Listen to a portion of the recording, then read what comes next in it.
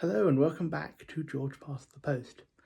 Last week, the Netherlands held a general election following the collapse of the coalition government that had been formed after the previous election in 2023. Now, after the election, there will now be a period of negotiations and the formation of yet another coalition government. But what I'd like to do, as I'm sure you all want to know out there, is to look more at the voting system that allowed this result to occur. It was a very fragmented result. In fact, no party got even 17% of the vote. The top two parties, the D66 party, got 16.9, and the Freedom Party got 16.7.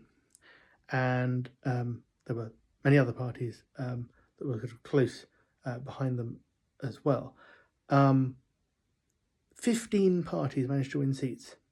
So 26 for both the D66 and Freedom parties, and all the way down to just one seat for the Volt Netherlands party. So how was this result made possible? How is it possible to have so many parties represented in Parliament? Well, of course, or House of Representatives, it is, of course, the voting system. So how this works is, to try and keep it simple, which I always do, as you know, there are 150 seats. The Netherlands is treated as one constituency. People vote for a party list. Now, they can also give a preference for their preferred candidates within that list, but let's not go there just yet. So people vote for one party list, and the seats are distributed in an incredibly proportional way. There's no threshold, so you only need to get 0.67% of the vote to get one seat. That's why the Volt Party got one seat, because they got about 1% of the vote. So that's why 15 parties were able to be represented. It's also why potentially the vote was so fragmented, because people knew that they could vote for parties that were polling just 1% or 2%, knowing that their vote would still elect they would still elect people to the Parliament. Now, there are many versions of PR, some of which I've explored in previous videos, if you want to learn more. Now, in some countries, even with the same vote share for each party, the number of seats won could be very different, because some countries have a threshold. So they'd have 5%. They'd say you can only win seats if you get 5% of the vote. In that case, if everyone had voted in exactly the same way, there would only be 6 parties in the Parliament, not 15.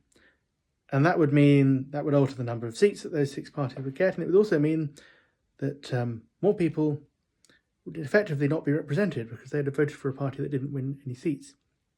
Now, what this voting system does is it encourages coalition government.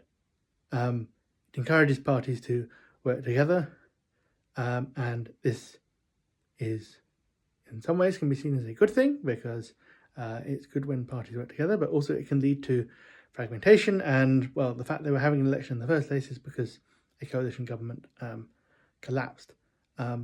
So that's the voting system that they use. It's, as I say, it's a very proportional system, even within the family of proportional systems.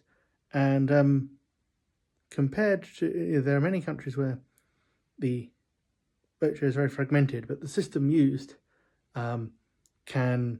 fundamentally determines the type of government that you have. Take the UK, for example. As the Labour Party showed, and as the Reform UK may show at the next election, with first past the post, you can potentially win a huge majority of the seats with barely a third of the vote, perhaps even less than that, depending on how the vote share is distributed amongst the other parties. Now, in the Netherlands, the only way you can get a majority is to get 50% plus 1 of the vote. And, of course, because the system itself is proportional, because it encourages people feel they can vote for smaller parties, of course, more parties will run, which makes it even harder for anyone to get anywhere near 50% of the vote. And so the system is designed, as I say, to make parties work together. So yes, I've now shared my thoughts with you. Well done for those of you who've made it to the end. And yes, see you next time. Goodbye.